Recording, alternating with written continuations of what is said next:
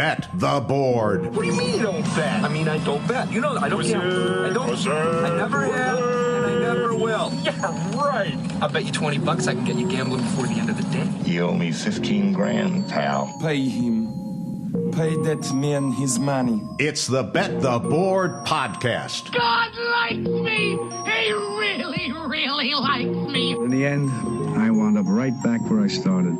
I could still pick winners, and I could still make money for all kinds of people back home. And why mess up a good thing? Here's Payne Insider and Todd Fuhrman. Welcome into the Bet the Board podcast, Week 1, Monday Night Football edition. 15 games officially in the books, and arguably one of the marquee matchups still to go tonight between the San Francisco 49ers and the New York Jets. I am your host, Todd Fuhrman, joined as always by my esteemed colleague and co-host on this very fine program, Payne Insider. And Payne, Week 1 almost in the books. Do we take the low-hanging fruit, or do we allow things to brew around us, given everything we've seen unfold so far? I don't know what the low-hanging fruit is. Well, I was going to get I was going to rip the Band-Aid right off, given what we saw at Soldier Field yesterday afternoon on the best bet portion of the program. Yeah, it hasn't been the greatest start to the season, but I like what we're doing. Just couple bad breaks this weekend. This being one of them. The process has been there, and I know we're not a podcast by any stretch that moans and groans about bad beats. Our expectation is to get to the window more often than not. But when you see numbers like this, Payne, after watching that game, this courtesy of Evan Abrams of the Action Network, dogs of 4 more that led by 17-plus points coming into yesterday. 66, 1-1 against the spread the last 68 times it's happened. Here you go from Bill Barnwell, and teams trailing by 2 or more scores at halftime who failed to register an offensive touchdown in the game had been 2 and 306 straight up, not asking them to win by more than a field goal. 2 and 306 straight up. The Bears were able to achieve the third win. That's the kind of misfortune it took for the Tennessee Titans and company to squander away a 17-3 halftime lead with our first NFL best bet of the season. It's been a little more frustrating on the NFL side the last season or two, and obviously there isn't massive volume coming from us, so when you get beats like this, it can really damper the season-long expectation when you think about how many podcasts we'll do. But, when I go and look at this game, and I think it's probably one we can just kind of lead into. I know we do the good, bad, and ugly, but might as well just start with bad. And aside from our result being bad, Caleb Williams was not great. Let's put it that way. I think that's probably the kindest way to articulate that. And I know you have a lot of Bears fans and kind of said temper the expectation, at least early on, based upon what we had seen last year at USC with all the backyard football and some of that coming to fruition again in some of the preseason games. But Caleb Williams, completion rate 16% below expectation. A third of their yards came with about 5:49 to go, that last drive. At that 5:49 mark in the fourth quarter, the Bears only had 104 yards of total offense. There wasn't a single drive the Bears had that eclipsed 46 yards. And you kind of was talking to our graphics guy who's an NIU fan and was celebrating Saturday's win over Notre Dame, and he's also a Bears fan, but I was basically suggesting to him that most of the Bears scoring was aided by prayer on this fine Sunday. But it pays to be a religious fellow if you're also going to be a sports bettor at the same time. You had the punt block touchdown, the pick 6 touchdown, which was just inexplicable, egregious in that situation, right? I mean, the offense is doing nothing. You're still up. You can get the punt and pin. You trying to throw the ball and gain 4 or 5 yards because the throw was short of the sticks anyways on third down, right? And then Chicago's first 3 points of the first half. Like, I texted you, I don't know if you saw this, but like, my goodness, it's a play where Caleb throws a ball into double coverage, hits a Titans defender square in the helmet with the ball. Should have been picked. It pops and flutters like 20 feet into the air. Rome Odunze records his first catch as a professional. He was being boxed out, and he out-jumps the Titans defender, makes the catch, then he gets stripped. And somehow Tevin Jenkins, the Bears' left guard, recovers it 12 yards downfield. So what could have not only been a pick, but a fumble recovery, for the Titans led to the Bears' first 3 points scored. The field goal in the second half to cut the deficit to 17-6 came on a 1-yard Bears drive. So there really isn't a better depiction of great bet, miserable result than Bears-Titans, and the historical data that you presented suggests we probably won't see another like that this season. But the positive is here, we usually don't complain about bad beats, but you'll tend to hear it in our tone of voice when we roll around on Mondays, and it's just less energetic. That's not the case today. Do we want to continue with the bad, or do we want to start with the good and kind of? Let's start with the bad. All right, let's continue along with the bad. Keep the bad rolling. All right, the Atlanta Falcons. Much anticipated debut of Kirk Cousins under center. They get bet from 2.5, upwards of 4.5, because it's the much maligned Steelers, Payne, who aren't going to be able to complete a forward pass. The demise of Mike Tomlin and company, well, at least on the opening Sunday, it looked premature. And this nugget comes from ESPN Stats and Info. The Falcons didn't run a single snap of play action. Tells us a little bit about Kirk Cousins' mobility, that maybe they had a concern. They ran 96% of their plays from the pistol or shotgun. Out of 22 snaps in shotgun, there were 0 designed runs, and out of 26 snaps from the pistol, they ran the ball 81% of the time. If you're telegraphing your offense in this league against that defense, it ain't going to end well for you. I didn't think the Falcons offense would come out humming, and it's something that we mentioned on the Falcons preseason preview. And then you have, a new OC working with a new quarterback recovering from a serious injury, throwing to new weapons. And the staff elected not to play all of these new offensive parts in the preseason. And then all of a sudden you're looking, it's game one, and the Falcons are playing a top 5 Steelers defense when healthy. I didn't necessarily understand the game plan, 38 runs to 28 passes for Atlanta. My guess is just seeing Justin Fields lined up across from them changed the thought process and calculus a little bit. But the Falcons had a double-digit rush rate over expectation. Nobody on earth anticipated that with all of the new parts. Now, there's 2 things that I think are pretty glaring from this game. Atlanta turned it over 3 times. When you include those turnovers, it was the 3rd worst offensive performance of week 1 in terms of EPA per play. If you remove the turnovers, Atlanta did find down-to-down success at 46%, which will finish the week above average regardless of what happens tonight with those 2 offenses. So if you're a glass half full Falcons fan, despite really needing this game early in the season, looking at the schedule, there was some down-to-down positivity. You're hinting at it, and I wasn't sure if I was going to mention it quite yet, but now that you have, if I was glass half empty kind of guy, I'm a little concerned in wondering if Cousins is 100%.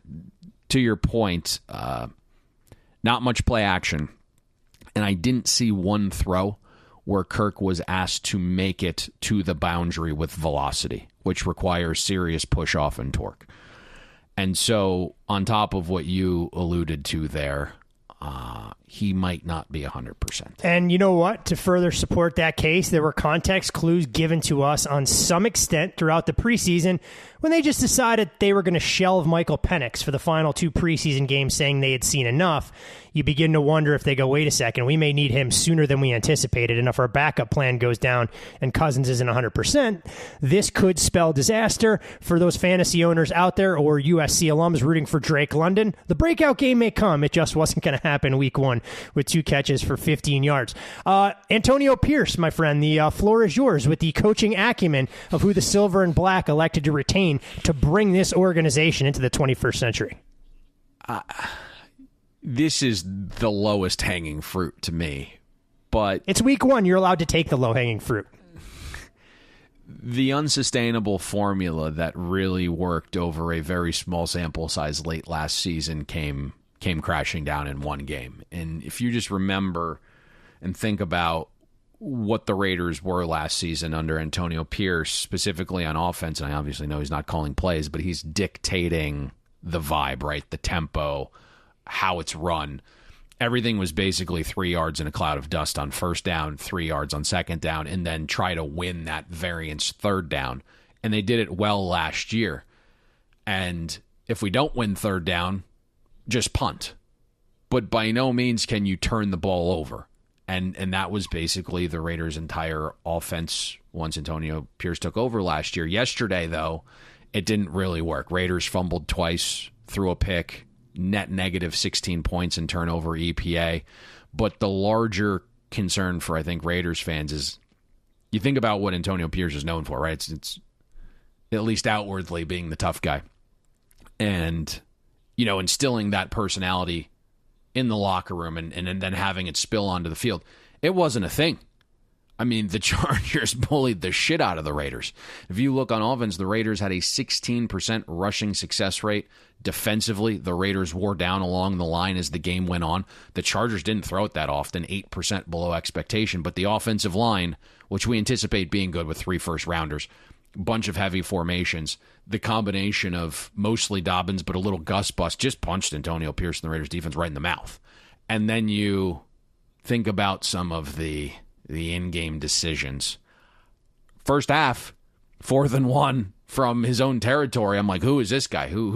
What aliens invaded Antonio Pierce's body here, because he's going for it in his own territory. Didn't come to fruition, but you move further along in the game. 4th and 1 at the Chargers 16, down 9, kicking a field goal instead of going for it, decreased the Raiders' win probability by 3%. The next 4th down decision, even more egregious, right? Down 16-10 with 7 minutes to go at the Chargers 41.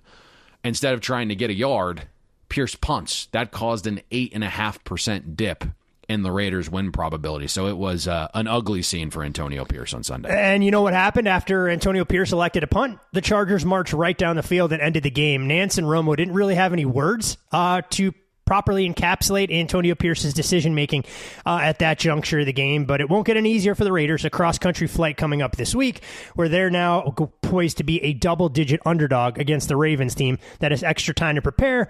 And trust me, if John Harbaugh talks to his brother at all, he will have a game plan effective for attacking this Raiders team on the offensive and defensive side. As far as other bad, again, more low-hanging fruit, but I think it has to be discussed. Payne, the Cleveland Browns closed a favorite against the Cowboys. We know there were going to be concerns with this group along the offensive line. Jack Conklin gets ruled out before the game. The offensive line looked ill-equipped to do much of anything against the Cowboys' defensive front. 50% of the Browns' first 44 plays went for 0 or negative yards. They gained a grand total of 41 yards on the first 17 plays of the game. And DeShaun Watson, that sore shoulder, didn't complete a pass more than 7 yards downfield in the first half. You hate to throw the baby out with the bathwater, but there are plenty of red flags for the dog pound and what this Cleveland team is going to be with a very talented roster, one albeit that's injury prone in the trenches, and a quarterback that I'm not sure is the solution given what he's commanding as far as a portion of the salary cap. We never got to 3, and I couldn't find a teaser leg I liked to pair with Dallas. And so 0 pesos on the Cowboys. I'm not going to beat a dead horse here. I think you would be hard-pressed to find a better encapsulation of the Browns right now than what we provided before the game. So I would go back to the Week 1 podcast that was just last Thursday and listen to that. I don't really want to regurgitate it again because I was getting emails from Browns fans that were quite ugly leading up to that game. I believe they're a little quieter now. Yeah, it tends to happen. Those things tend to happen when you get performances like that. But all right, enough of the bad. We'll get to the ugly in a few minutes. But let's go glass half full as far as the good. And the world is your oyster. So I'll let you kick this portion of the program off. So we're going bad, good, ugly. I like this. Were we too negative there to continue down that path? Look, that falls on me. I started with Will Levis. I wanted to rip that Band-Aid off, and we felt to provide a logical segue to go with the bad there, but I don't want to come in with all of this negativity right off the top of the show, so let's go with a little positivity here before we go to the ugly, because we talk about low-hanging fruit. There are 2 fan bases whose quarterbacks we're going to rip apart, but I don't want them to have to hear it right now, so let's go with a little bit of good. Well, I think the only critique you could have of Josh Allen is not playing smart. Self-preservation? Yeah, it's week 1. You're against, a horrific Arizona Cardinals defense. Protect yourself and go down at the 1 or 2 yard line, and then you have 2 plays to gain a yard or 2. There's no reason to put your body in harm's way in week 1 against that caliber of a defense and then risk the entire season.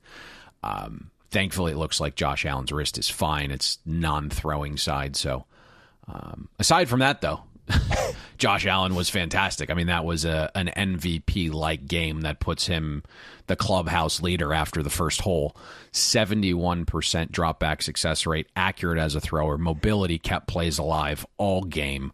And Buffalo had the best success rate of the week at 59%. And you look around, and to me, yes, McDermott made great halftime adjustments defensively, but there is not a ton there right now.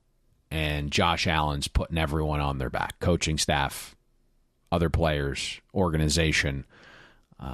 It'll be interesting to see if he can keep this up for a very long season, but just an unreal performance in week one. We talk about unreal performances. I want to give a quarterback that probably flew in under the radar. No, I know it wasn't against a top-tier defense by any stretch, his credit, but Sam Darnold. I mean, we talked a little bit about how there may not be the drop-off people anticipated for the Minnesota Vikings if J.J. McCarthy was going to be a rookie starter. His stat line won't blow you away, 19 of 24, but he was ultra-efficient, got everybody on the offense involved. And when you look at what Sam Darnold was able to do, started the game completing each of his first 12 passes, including 4 for over 10 air yards. The odds of Darnold completing all 12 of those passes, according to Next Gen Stats, Payne, less than 1%. Finished the game with a completion percentage nearly 13% above expectation, and just look the part of a consummate veteran not trying to do too much in a game where Brian Flores was clearly confident his defense could disrupt everything the Giants wanted to do on offense. There was some sharp money on the Vikings this offseason, really leading up to this game. And then on game day, we got a wave of Giants at the bell. Actually closed a 1-point favorite at a couple of the sharper shops. And I had, through different outlets and sources, been conned a little bit into thinking this Daniel Jones, Brian Daboll situation would look a little bit better. But what is not surprising to me, and I think we discussed this on our Vikings preseason preview, and we came very close, if you remember, to betting over 6.5 wins on this team because we believe in Kevin O'Connell. And if Kevin O'Connell can get the likes of Joshua Dobbs and Nick Mullins to a point, then that's probably Sam Darnold's baseline. That's probably his floor. And I think the market has this viewpoint of Sam Darnold that's a little different than it should be. By no means do I think Sam Darnold is an elite quarterback, but everyone's shitting on him relative to being a top 5 pick. That's not the current barometer for Sam Darnold. The current barometer is, can he be an average to above average quarterback with 2 elite tackles, a good running back, a great offensive mind, and Justin Jefferson. And what we saw in Carolina and San Francisco, and I think the number I used or the context I used was in games, his last 8 games where he had dropped back and attempted at least 14 passes, he had a QBR of 54. Average is 50. And he did this in Carolina with a horrific offensive coordinator and not much around him at offensive line or weapons. And so I thought there was a chance, I didn't think it would look this good, but I thought there was a chance for Kevin O'Connell to get the best out of Sam Darnold, and through 1 week we saw that. 2 other quarterbacks that I know you highlighted that probably won't get a ton of buzz, or at least didn't during the offseason, who came out and lit the world on fire. Week 1, one of which being Derek Carr and his dynamic performance stretching the field against the much maligned Carolina Panthers defense, and then arguably the most notable quarterback performance of all of Week 1 thus far, what Baker Mayfield was able to do in terms of his advanced stats and spraying the ball all over the field. I think sometimes we kind of live in a silo here a little bit, right? And it's impossible if you're on social media not to see other people's opinions in the space. It's why I literally, if people have seen my trending of tweets, it's way down. I try not to be on social media and be influenced by others, but there was like this massive wave of like, the Carolina Panthers are awesome this year, right? It's like we came very close to fading that steam and going under 5.5 wins. I just don't want to tie my money up for long stretches in battles when you can, go the next day and use that money on a game that isn't a battle where you have a slightly larger edge. So neither here nor there. But I guess where I'm going with this is like the tea leaves out of New Orleans were a little different. If you had heard Derek Carr in the offseason, he just said, we're so much further along this offseason offensively than where we were at last year at this point. And then you get this matchup where we thought Carolina would be one of the worst defenses in the league. And we were wondering where pressure would come from outside of Clowney, and if eventually Clowney would care because he's playing for a team that isn't competing for anything. When Derek Carr has time, he's a different quarterback. And the Saints gave up 2 pressures all day. That was a unit we were obviously nervous about. And on paper, with the talent and the injuries, projected to be one of the worst 3 offensive lines. So it's something we have to monitor. And I'm getting that viewpoint right now where it's like chicken or egg. Is the Saints O-line better than projections, or is the Panthers defensive front as bad or maybe even worse than we thought? And I'm kind of just leaning towards the latter since, again, Clowney on paper is the only guy that anyone would be fearful of getting pressure. And we'll find out, right? We'll know for certain. Derek Carr, has a difficult matchup this coming week against Dallas, a team that can get pressure. But yesterday when he wasn't, led all quarterbacks with a completion percentage 16% over expectation. And then you start to think about Clint Kubiak, and he appears exponentially better than Pete Cartmichael. And so, there's probably going to be an uptick in offensive production for the Saints. I think the question is, week 2 for the Saints offense, right, probably is the biggest early season defining data point of any offense in the league, right? If they show they can protect against that Cowboys front, we have to start taking the Saints offense seriously. If they can't, then we know we have to kind of pick our spots, right? And I think that'll be pretty telling there. You mentioned the Bucs. Yep, Baker Mayfield and what he was able to do, slicing and dicing up that new look Commanders defense. I'm going to be really open here, and I probably shouldn't because people may get pissed off. Billy may get a little mad here. Every day you get more information than the last, right? More information than the prior week or the prior month. And I think the Buccaneers defense will regress this season, and they're certainly a little dinged up right now, enough to where Tampa could finish under 8.5 wins. But throughout August, I started flipping my viewpoint on the Buccaneers offense. And it was obvious how impactful Liam Cohen was to the Kentucky Wildcats offense, and we continue to see those data points. We just saw it again this past weekend on Saturday. You weren't impressed by the 6 points Kentucky put up against South Carolina? I mean, we followed that where Liam Cohen is with the Rams staff, goes to Kentucky, goes back to the Rams, goes back to Kentucky, is not with Kentucky. It's like every single year he's not at Kentucky, the offense is somewhere in like the 80th, 90th range in efficiency, and when he is there, it's like in the 30th range. And so you start to glean that Liam Cohen has a clue here. And then you start to dig a little further, and it's like crystal clear the Buccaneers offense was wasting early downs last season. And then I stumble upon an interview from linebacker number 3 on the Buccaneers roster, Savassier Dennis. And he wasn't shitting on Dave Canales, but he basically came out and said, Cohen's offense has been much harder for us to defend in practices and camp. Every play looks the same. There's so much disguise. You never know what's coming. There's a ton of motion. And I'm thinking, oh, geez. A few days later, Rashad White comes out and said Baker Mayfield looks like an action figure. And he's chiseled and he's in the best shape of his life. And then a few days later, Tampa's O-line appears light years better this camp than last year from the reports you're reading. And then a few days after that, you get the Bucs GM, Jason Licht, coming out and saying Baker Mayfield's a completely different human since having a kid. He's calm. He's more mature. He's a real leader for us. Guys are looking to him. And then a couple of days after that, Todd Bowles starts raving about the young kids on offense, and you never hear him really do that. But he's pumping the Bucky Irving stock way up. And McMillan's difficult to guard for us. And then we knew Godwin was moving back to the slot. So everything just kept stacking positively with the Buccaneers offense. And I know it's game 1 and it was against the Commanders defense, but Tampa finished number 1 in EPA per play week 1. Baker Mayfield had a completion rate 10% over expectation. Chris Godwin crushed it back in the slot. Mike Evans is still a factor outside.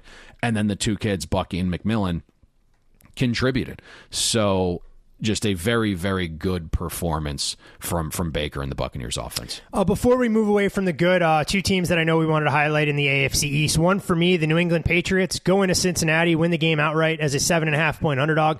Don't do anything to light the world on fire from an offensive capability, but they employed an attack that I think is going to be consistent with low variance outcomes. They tried to run the football with Ramondre Stevenson. He did a tremendous job. Jacoby Brissett protected the football. And look, for all the narrative of the Patriots' demise, their win total getting bet from 5.5 down to 4.5, us being a major part of that, the defense is still well above average. They have a good defensive backfield, and against a Bengals team that didn't have a lot of their key contributors get through a full camp, Jamar Chase looked like a shell of himself. The intended air yards for Joe Burrow were non-existent, and without T. Higgins, the Patriots did everything they could to hang on. So a hat tip to them. And also Miami defensively, Payne. We didn't mention Tyreek Hill's off-field situation before the game, but the Dolphins deserve a world of credit for coming up with a key turnover when a game could have been 24-7 Jacksonville. They forced a fumble, but it was what they did from start to finish and some of the adjustments they made that really opened my eyes and yours. So I mentioned above not being able to find a teaser leg to pair with the Cowboys. I wanted nothing to do with the Cincinnati Bengals, and you mentioned the play of New England. Survivor chaos there, by the way. Hand the ball off to Ramondre Stevenson, and I think that's going to be a problem moving forward for the Bengals defense, right? They lost DJ Reader. The last 2 years of data we had, anytime DJ Reader was off the field, the Bengals could not stop the run, and so at least New England had the right game plan to attack that vulnerability. Now, they still only scored 16 points, but they had the right game plan. They attacked it, and Ramondre was efficient enough to keep the chains moving and keep the clock moving. We just need New England to lose the next 16 games, much like the Jaguars did against the Colts a couple of years ago. They had the season-opening win as a 7-plus point underdog, and then never won again the rest of the campaign. And then you mentioned the Dolphins. Was surprised by the defense, right? Without so many key parts from a season ago. No Wilkins or Van Ginkel, who Van Ginkel had a pick 6. Chubb is on IR. You're breaking in a new defensive coordinator with Anthony Weaver. That unit performed well above expectation as a whole. In the second half, even better. You mentioned some of those adjustments. They held the Jaguars to a 32% success rate in the second half, negative 0.57 EPA per play, third best mark of any defense in the second half, week 1. Now, no doubt at 17-7, Javon Holland punching the ball out of NTN's hands around the goal line was the largest swing play of the game. But if you just look at the entire context of the game, the Dolphins played like maybe a quarter of good football. It was like their C- game, and still outgained the Jaguars by a yard per play. Miami had 400 yards of offense. It could have easily been 500. Offense was super sloppy in the first half, something we had not seen all camp. I mean, Mike McDaniel gave Tua preseason reps. He was on fire. I'm blaming the Miami-Dade police department for that. Yeah, it's very possible. You should be happy because you run Jacksonville, but it's possible, that detainment of Tyreek and Calais Campbell pregame threw some things off. But Tua missed Tyreek on a walk-in touchdown on the second drive of the game. In the first half alone, Durham Smythe had a crucial drop right outside the green zone. Braxton Berrios obviously would have been a tough catch, but it was in his hands, the drop on fourth down. Jordan Poyer dropped the pick that would have started Miami's offense inside the green zone in the first half. Metrically, the right team won, probably should have covered. If you just look at the Dolphins, they were a team that averaged 1 point per 14 yards gained last year. I think there's more weapons offensively this year when healthy. That would have equated to about 28.4 points. Jacksonville very much in line with their yards per point at 17. So I thought the Dolphins played probably about a quarter of good football, dealt with some adversity before the game, which you would never envision in your life, and came out the other side. You might explain why the Dolphins have taken an early touch of money for the Thursday night game that should be a fun breakdown for us as they'll play host to the Buffalo Bills in a big early season divisional matchup. Finally, the ugly, and you and I both focused on the same quarterbacks, the same offensive units, Daniel Jones and Bryce Young. I mean, these two quarterbacks were 2 of the 3 with completion percentages more than 15% below expectation. Jones was horrific, 2 picks, shortest intended air yards of any quarterback quarterback to play in the early set of games. The only quarterback that had a shorter set was Gardner Minshew. We look at Bryce Young, a sub-33 passer rating against the Saints, and unfortunately for Young, looked overwhelmed yet again, almost like a JV guy out there trying to play with the varsity. I'm not going to lie to you. I zoned out a little bit, but I think you're talking Bryce Young. Daniel Jones and Bryce Young. Okay, both of them. We can combine those two. I don't think either of them needs a deep dive. Early downs, the first three quarters, the Panthers' offense had the worst EPA per play of any offense week one. And you think about what Carolina did, right? They spent big on free agent guards to improve the run game. 17% success rate over the same time frame on runs. Bryce Young just... he looks lost a little bit, and he looks timid. All throws, completion rate 17% below expectation. Deontay Johnson is certainly an upgrade, but he is not a true number one NFL-type receiver. Xavier Legette coming along a touch slower than the organization had hoped. Let's give this some time, but not a great first effort against a team the market was really down on in the New Orleans Saints. Daniel Jones was as bad as could be. Completion rate 17% below expectation. That was the worst mark of week one, just slightly worse than Bryce Young. He was a non-factor as a runner. Something the Giants offense relied on 2022 was Daniel Jones' legs. And I think Jones continues to kind of show an inability of feeling pressure in the pocket, just zero pocket awareness. And then some of the decisions that he makes, you're just like, this guy really went to Duke. It's very weird to watch some of his deficiencies. They're the deficiencies that you would not expect a smart quarterback to make. In totality, right, 17 QBR for Daniel Jones. Average is 50, to put that in context. So I think if Jones struggles in week two against a very gettable Commanders defense, Brian Daboll is going to have some decisions to make here. Last but not least, the rookie debut of Bo Nix up in the Pacific Northwest against the Seattle Seahawks. Denver gives him 2 safeties in the first half, but overall, Nix looked to start the game okay and then continue to tail off, albeit against the defense that I know you and I are higher on than a lot of folks in the Seattle Seahawks and what they're capable of doing with some of the pieces they have, especially on the back end. Yeah, I'm not going to completely crush Bo Nix. This was a very tough spot, right? On the road in Seattle, raucous crowd against Mike McDonald's defense. There's probably only a handful and a few fingers worse environments to make your NFL debut right now, I would think. But it wasn't good, right? 2.5 average completed air yards for Bo Nix, second lowest mark of any QB week one. Completion rate 7% below expectation, despite the dink and dunk throws. The negative plays were through the roof. 2 interceptions, 2 more were stone cold drops by the Seahawks defense. Still waiting on the charting data, but there had to be at least 5 turnover worthy plays I saw with the naked eye watching the game in real time. By the way, Adam Archuleta's comment was tremendous on the one interception Nix threw, and there were 4 Seattle Seahawks defenders in the area and a receiver that was blanketed. You couldn't see it in real time as it was going on, but as soon as Nix lets the ball go, Archuleta goes, oh no, that's not going to be good.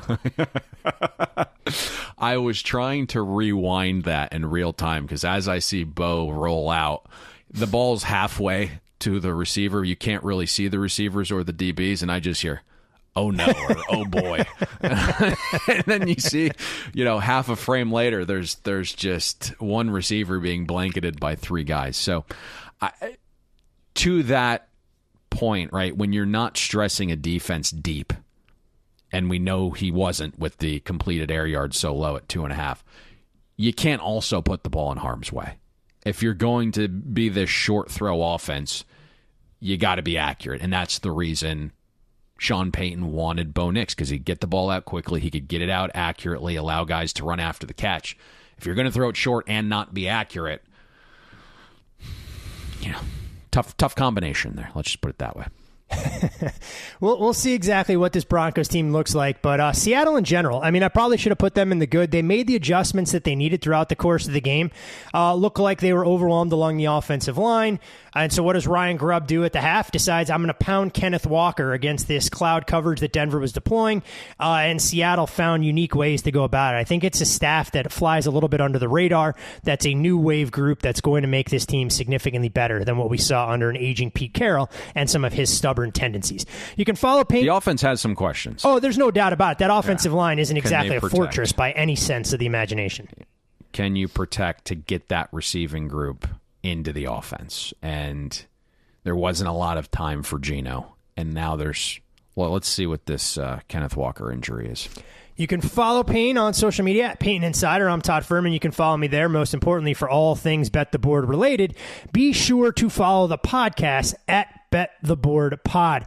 And real quick, Payne, we can go a little rapid fire on some of the look-ahead lines and the adjustments that we've seen made in the betting market with one data point under our belts before we get into the Monday Night Football preview. And we can start with a game that'll take place in Charlotte. The Carolina Panthers come home on the heels of a 37-point loss in the division against the New Orleans Saints. The Chargers were a 3-point favorite for their cross-country sojourn. That number has now ballooned out as much as 5.5 to 6 across the board. Yeah, I mean, Carolina could not look any worse offensively. The Chargers offensively are going to try to grind this game out and bully a Carolina defense that got bullied in week one by an offensive line that wasn't very good. So not surprising to see this move.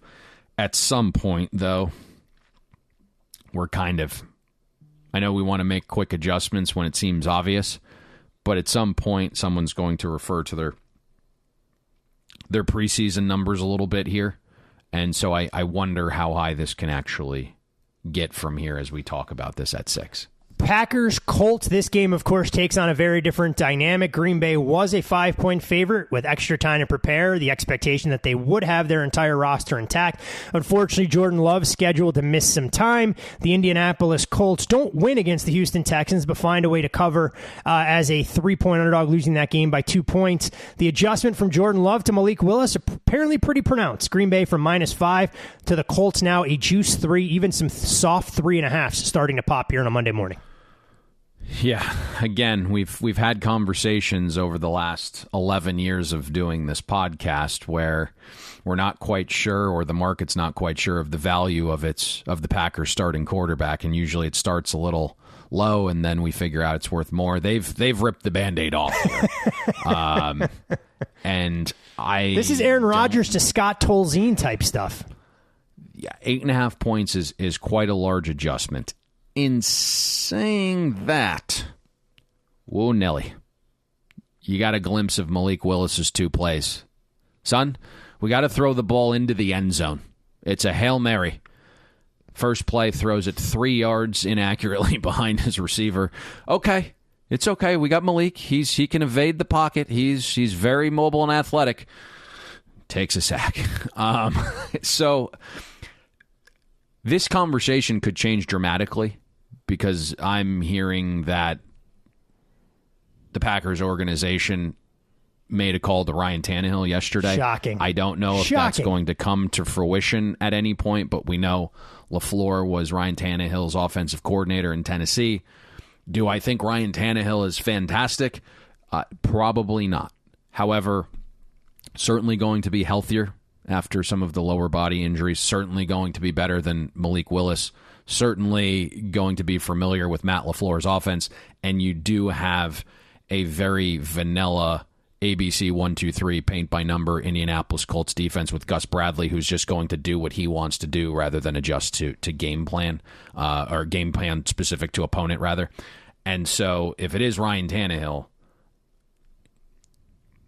it becomes much more interesting. I wouldn't think the 3.5 would last on the Colts there if Ryan Tannehill's brought in, obviously. Credit to Malik Willis, by the way. That's big brain thinking. Come in, throw the worm burner, loosen up a little bit in live action, but show a little bit more pocket presence to at least give one of your talented receivers a chance to come down with a Hail Mary in the waning seconds of that contest. We talked about the Browns and their malaise in week 1. The Jacksonville Jaguars were a 2-point favorite on the look-ahead number. This is now out to a juice 3 or even as much as 3.5 in some spots, as Cleveland heads south to deal with the sweltering humidity with a 1 o'clock Eastern kickoff on Sunday. Boy, all of those types of factors certainly point in Jacksonville's favor. I'm a little interested to see what Jacksonville's offense is. Right now, it makes me a little nervous having to lay more than 3 with that offense. Again, it was 267 yards yesterday against a Dolphins defense we had some concerns with, especially early on in the season as they were going through some fluctuation along the defensive line. But Trevor Lawrence continued to make some WTF type throws. The offense doesn't look like it's in rhythm, despite having continuity between offensive mind and quarterback. But saying that, you do wonder about where Cleveland's mental state is. Have to check on a couple injuries there. That Jacksonville defense, again, I don't think it's nearly as good as maybe what the point total depicted yesterday. And then obviously Tyson Campbell, their lead corner, going to want to monitor that injury. Should be interesting to see where that game goes. We did see it get as high as 4 this morning, and the 4 immediately snapped back in Cleveland's favor. Afternoon game, one of the marquees in the AFC, the Kansas City Chiefs, extra time to prepare. They'll welcome in the Cincinnati Bengals. 3.5 on the look ahead there. We're now looking at Kansas City, pretty much a 6-point favorite across the board. There are some 5.5s out there as well. I absolutely love what you just did there. You got in costume, turned your Patrick Mahomes voice on to introduce the Kansas City game. Got a little frog in your throat there. Hey, so look. Are you healthy yet, or what's going on? We're fighting through. You know, people gave me a hard time last week, and you did as well, saying it sounded like a foghorn. When I was trying to clear the sinuses, it moved from the throat to the sinuses, and now it's sitting in the lungs. So we're trying to get it out of the system so we come off the injury report for week 2. Hold on a second. I would have thought you at least muted the mic so no one else heard that. I did mute the mic when you called me out. So when you called me out, everybody else on social media, our loyal listeners, decided to take the bait, and they pretty much said, Fuhrman, get it together. It's week 1. Let's go. I got you. This is very simple. Kansas City played with their food and still beat Baltimore pretty convincingly. I know it got a little hairy late in the game on the final drive, but at no point really throughout the first 3 quarters plus 10 minutes did it feel like Baltimore was ever truly in that game. And then Cincinnati obviously has some issues they are attempting to overcome. And I would reference maybe the preseason preview we did on Cincinnati, where from the outside everything looks like you want to buy the Bengals, and certainly there's plenty of time for this to get fixed. This would be a great kind of foot in the ground, let's make a statement type game. I just don't know if Cincinnati's quite there yet, and the market's indicating that. Now, at 6, do we get much higher? It would be tough to see that, I think. Not the kind of thing that you want to do if you're the Bengals. Give Andy Reid extra time to prepare for a game like this. Sunday Night Football, we talked a little bit about this earlier, and I don't think this move shocked anybody, given what we saw from these two teams, although Houston played with their food a little bit on the defensive side of the ball, but I'm not sure the Bears can threaten them the same way Indy did. Texans go from a 3.5-point favorite on Sunday Night Football on a look-ahead number out to 6.5. Even some soft 7s trending at some of the market leaders in the offshore world. Shane Steichen went super aggro. He was like, we're just going to have Anthony Richardson. Chuck and duck, baby. The only way to go. Chuck and duck. Chuck it deep, and if we can hit a couple explosives, awesome. We're not going to ask him to be an accurate passer multiple times. We're just going to run the ball and just heave it deep, and that formula seemed worked enough to get a cover. Let's just kind of put it this way here. The reason this game is moving, obviously, is we saw Houston get bought in the market in week 1, and there wasn't a ton of, I assume, Todd, once we got back to 3 on game day, if there was like a real massive player that wanted the Colts plus 3, that would have got hit with some of those limits, and we never really saw it. Just kind of held 3. So you knew Houston was going to take money early, figure out what to do with it later, and then obviously Chicago with the most fugazi win and cover that we'll probably see all season. It's just being identified in the market. So if you're a Bears fan that maybe was a little salty, listening to the podcast to start, week 2 market is telling you the exact same thing here. Interesting note on that Texans-Colts game as well. 29-27, the final score on the scoreboard. Those two teams combined for 28 fourth-quarter points. So game did get a little bit loose late in the contest. You mentioned Anthony Richardson. One of the more impressive highlight reel throws, the kind of thing that we knew was going to turn scouts' heads, but from a down-to-down standpoint, accuracy still very much a work in progress. And then last, on Monday Night Football, a game we'll preview a week from today, the Battle of the Birds. thirds, Philadelphia welcomes Atlanta into Lincoln Financial Field. This game was Philadelphia -4 on the look-ahead number. We're now out to Philly approaching that touchdown threshold, sitting 6.5 across the board, given Atlanta struggles in their opener against the Steelers. Couple extra days to prepare. Eagles offense on a shitty surface looked fantastic despite a little head-scratching throw from Jalen Hurts early on in that game. But boy, Saquon Barkley looks good in that offense. There's just so many weapons. So that's why we're seeing it. And then we've kind of touched on the Kirk Cousins situation. So there we go. Some look-ahead numbers, things that we'll do. Of course, much more market movement early in the season than we'll see a little bit later in the campaign. All right, Payne, let's get into Monday Night Football, a battle of East meets West. Robert Saleh homecoming against the team that employed him as a defensive coordinator. It is a watershed moment for Iowa State Cyclones football, a big comeback win against Iowa, and now some of the marquee players in Monday night and former roommates, Brock Purdy on one side, Breece Hall, of course, on the other. It'll mark the first ever Week 1 matchup between the previous season's leader in yards per play, San Francisco, and the opponent yards per play defense in the New York Jets. The Jets are favored to win the AFC East entering Week 1 for the first time since 1999. Maybe it's a full circle moment for the Jets because in that 1999 season, it was Vinny Testaverde tearing his Achilles in the first game of the season. Jets haven't won the AFC East since 2002, tied for the second longest active drought in the NFL. Only the Browns have a longer one going back to 1989. Meanwhile, the 49ers, they have been bad in their own building of late, failing to cover 7 straight home games. If you include the playoffs, it's the 49ers' longest such streak since 1982-83 season, and they're failing to cover those games by more than 8 points per game. When we look at Aaron Rodgers, we know he's Mr. Monday Night, but just 3-13 straight up as a dog of more than 4 points in his illustrious career. So many different ways to go on this game, Payne, and it's a fascinating chess match because the Jets' offense can't possibly get worse. The 49ers come in having more questions than answers on the offensive side in terms of injuries, the true availability of a player like Brandon Ayuk and Trent Williams, who may not be on full snap counts. So when we begin to dissect this game, I mean, what side of the ball are you more fascinated to watch? Is it the Jets offense with Aaron Rodgers against the 49ers defense, or Kyle Shanahan and company having a chance to scheme up unique ways to attack a Jets defense widely lauded as one of the best in the NFL? Very much the same tone and tenure we had with Week 1. A lot of these things have been discussed throughout the course of the offseason by us, specifically in our team previews, and not a lot has changed since then, obviously, with neither team playing a game. You know, I think the lower hanging fruit here, it would be impossible to not discuss with this game, and you know, it's Trent Williams, it's Brandon Ayuk, it's CMC. They all virtually missed the entirety of camp. Certainly those guys are veterans and they're familiar with the system, but you just wonder if the timing and rhythm could be off just a touch tonight. Now, having Trent Williams back is massive, even if he's not in 100% game shape. You mentioned the possibility of not playing the full allotment of snaps. We'll see, but it's maybe worth discussing because the sample size is small, but Brock Purdy was horrific without Trent on the field last season. Interception rate was double his touchdown rate. Pressure rate ticked up to 45% without Trent on the field.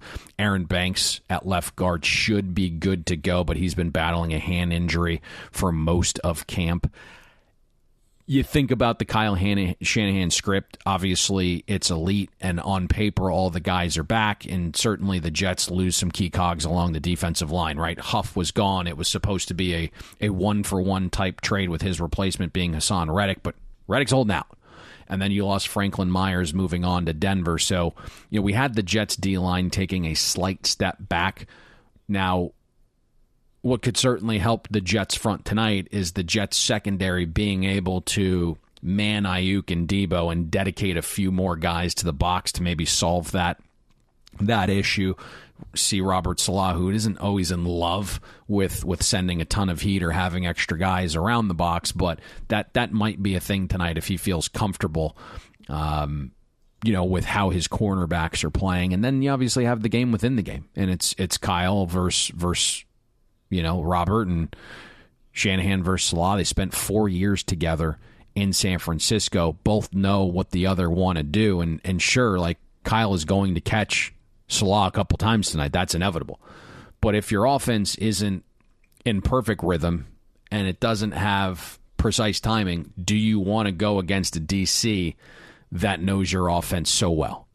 And so I think potentially here, why we have seen the battle in this game, and it's really interesting to think about it from like a market perspective. It's like we got under money virtually all off season, and then it reached a tipping point to where we saw buyback on the over because Trent was hopping on a plane and looked like he was going to return with a contract, and Ayuk was signed.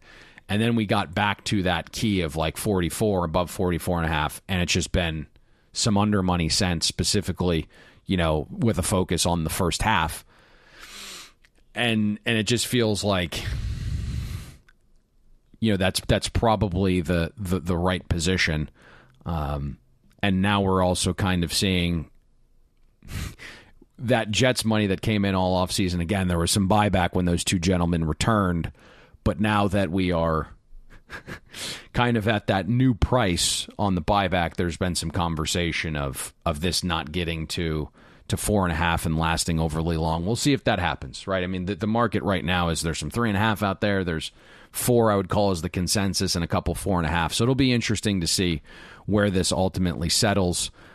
Offensively for the Jets, you want to talk about that too? Yeah, may as well. I mean, A lot of optimism, of course, around the Jets' new-look offensive line. You bring in 3 fresh faces for a group that cycled through the most starting offensive linemen in the league last year with 13. They were tied for 3rd in terms of the most sacks allowed. But reason for optimism, it's just the age-old question. Yes, this line could be better, especially if they maintain health. But do we see it in week 1, or does it take a couple of weeks to get up to speed against the 49ers defensive front, who, yes, is a little bit thin at defensive end with no Yetur Gross-Matos, but first game of the season, you figure the 49ers will have some wrinkles up their sleeve as well.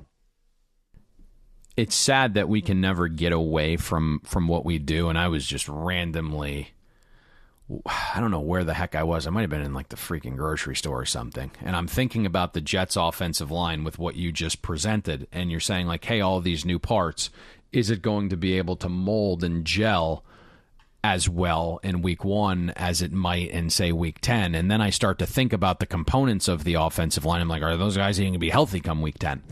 So the answer is no. As Jets fans will attest to, and we do have some loyal listeners that are diehard Jets fans, their answer will 100% be no, because as we know, Jets fans are not allowed to have nice things. That and some of the guys up front have, dealt with some injuries in the past, and it wouldn't be shocking if they dealt with some throughout the course of the season. One of those Jets fans is apparently going to this game tonight. Is that true? I mean, I assume he goes to all of them. You can't get a hold of the guy when you need to, but suddenly he's at every sporting event across the country like he's Warren Buffett Jr. in that industry. Yeah, I did get some text messages 38 minutes before kickoff on game day yesterday, and I nicely answered. Usually I do not, but full disclosure, I was invited by that individual to attend tonight's game, but I was not going. I was short with him when the question started with Justin Fields or for fantasy this week, and I was like, guy, if that's a question, I don't have time for this. Just throw in the towel. Just throw in the towel. Your season, sir, has ended before it ever started. Getting this thing back on track here. Aaron Rodgers being back is huge. Upgraded in pass protection with Tyron Smith and Morgan Moses. And the reports suggest that Nathaniel Hackett and the Jets offense really want to run the ball. Right, Breece Hall looks fantastic. The staff believes they hit on Braylon Allen as a complimentary RB2. And this is probably the best version of the Jets offensive line just by health. That's kind of what I settled on in my mind there. But you could be right, with the cohesion maybe not being there. Last year, the unit was the most injured in the NFL. The Jets used the most used offensive line combination was only on the field for 13% of snaps. It was the least amount in the NFL. So that's just kind of how I was gauging this in my mind, is like at least all of the components are there. The 49ers have a new defensive coordinator, Nick Sorensen. They kind of promoted within there. But you look where they've been weak last year, it was like the run defense. Now, it wasn't to the point where like, hey, this is one of the league's worst, but 15th in schedule-adjusted run defense, 23rd in success rate allowed on running back runs. And then I look inside, in the 49ers front office, they added Malik Collins, who I like, to pair with Javon Hargrave. neither of those guys are great run stoppers and haven't been the last few seasons. They're just better getting after the quarterback. And then you look at the on-field splits, on-off-field splits with the 49ers run defense when Hufanga, isn't on the field. They were pretty dramatic last year in terms of dip. So I think all signs point to Hufanga sitting this game. Leonard Floyd on the edge, better as a pass rusher than an edge setter the last 2 seasons. It was just a defense that was really poor tackling as well last year, 24th in yards per rush allowed after first contact. So, if the Jets have a complementary ground game to help Aaron Rodgers, at age 41 coming off the Achilles tear, it could probably be the biggest factor on this side of the ball and ultimately in this game, Todd, if the Jets are able to get that ground game going. An interesting game, no doubt. 2 fan bases. One that has gotten to the top of the mountain, just hasn't been able to close it out in the 49ers. We know the trend. It talks about Super Bowl losers and how they have typically been a go-against in the season opener, and a Jets team who would love nothing more than to be able to taste that rarefied air of getting to the postseason behind a defense that talented. But Payne, you know what? This breakdown isn't complete. We're adding something unique and special. As you know, things always are on the move around the Bet the Board home offices when it comes to our Monday show. You guys know him from the articles he's provided on our Bet the Board website, typically with the Friday line moves. Well, we've changed that to a Monday prop bet section where Billy is going to break down some of the way he is approaching the prop bet market and offer up a unique way to address the best bet portion of the program. All right, guys, week 1, Monday Night Football prop. And I'm going to start with the analysis behind the prop, and then I'll give the prop at the very end here. So in general, I'm a pretty big fan of Brock Purdy. I do feel if there's ever a time to fade an elite performance from him, it's tonight. Let's start with why. Think about the adversity this San Francisco offense is going to have to deal with here. Trent Williams just joined the team last week, so he's been very limited in terms of practice time he's been able to have with this offensive line, which we know is already not very good without him. We saw them struggle against the Raiders' second-team defensive line in the preseason, and now we're not sure how much Trent's going to be able to play. Is he in game shape? That's one factor. Factor number 2, Brandon Ayuk. He just recently entered the fold. Yes, he's played with Brock in previous seasons, but you consistently hear current and former players talk about the value of getting practice reps throughout the summer with your quarterback and working yourself into a groove. He hasn't had that with Brock Purdy yet. Third point, Christian McCaffrey. He's dealing with an Achilles and calf strain. He's questionable. He says he's going to play, but how effective will he be in the run game? If the answer is not very effective, is that going to lead to San Francisco having to pass more, which is going to be a benefit for our prop? When we look at the Jets on the defensive side, despite the concern at edge rusher with Noah Reddick, they still have enough talent on this defensive line to apply pressure on an offensive line that we already talked about, I think is going to struggle a bit this season until Trent Williams is able to get into his 100% game shape, which we're, again, not sure he's going to be in. The Jets arguably have the best trio of cornerbacks in football with Sauce Gardner, Michael Carter, and DJ Reed, and they have elite defensive mind in Robert Saleh, who's extremely familiar with Kyle Shanahan's offense. This cornerback and safety talent allows them to be more aggressive up front and leave their cover guys on islands. I think pressuring Purdy into quick throws and decisions is going to be on the menu tonight for the Jets. And if so, I think Brock Purdy's going to give us at least 1 interception here. One more nugget before I give the official bet.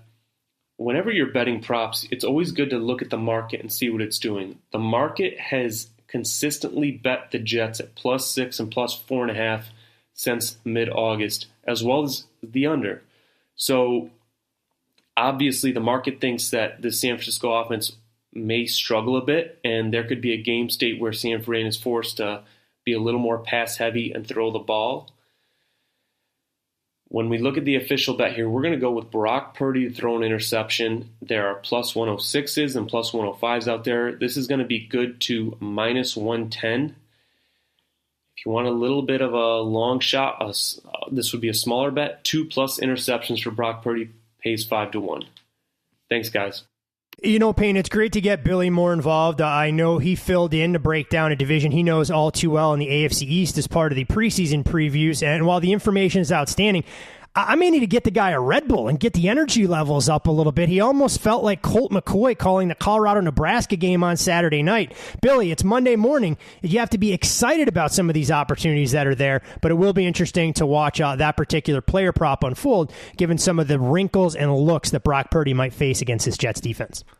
I'm glad you feel comfortable taking shots at my guy. I mean, I'm glad we've reached that point. I took you guys to dinner. We're all one big you dysfunctional some We carbs at this point. Together. I'm glad you feel comfortable doing that. Here's the thing. We didn't feel like paying an editor this year to edit articles because we're not massive SEO guys on the website, and it's certainly saving Billy time. 3-4 hours writing an article than it is flipping on the mic for 3 minutes, and I think it provides a nice little element to the Monday show because I know everyone's looking for some type of action on Monday Night Football, and we're not guys who just conjure up action that we're not actually betting. So typically you probably only have 2-3 best bets on Monday Night Football from us throughout the course of a season. So I think this was a good implementation. Billy is someone who is a professional bettor in props. He's probably going to have 50, 100 a week. This is what he specializes in. So I like the addition. Well, you mentioned us not being big SEO guys, and part of the reason we don't have to be is because word of mouth becomes the most valuable tool for Bet the Board. So for all of you, our loyal listeners, some of the best in the game, make sure that you're rating, you're reviewing, you're subscribing to the Bet the Board podcast. You're sharing this with your colleagues, your friends, your family, people you don't like. Retweet the podcast. Allow more eyeballs to get on this as we inch ever so close, Payne, to another major milestone, our 700th show looming on the horizon. I bet when we started this little endeavor back in 2014, you didn't think we'd be able to get through 7 of them if it meant you dealing with me on a week-in, week-out basis. Whew. I'm going to be positive here and not say what's really on my mind. But, yeah, we're approaching 700. Pretty wild there. So the other thing I will say is, there's kind of some things going on with podcast platforms now, so it's always good at the beginning of the season, right? Unsubscribe, subscribe, turn on post notifications, turn on the bell on whatever platform you're listening to.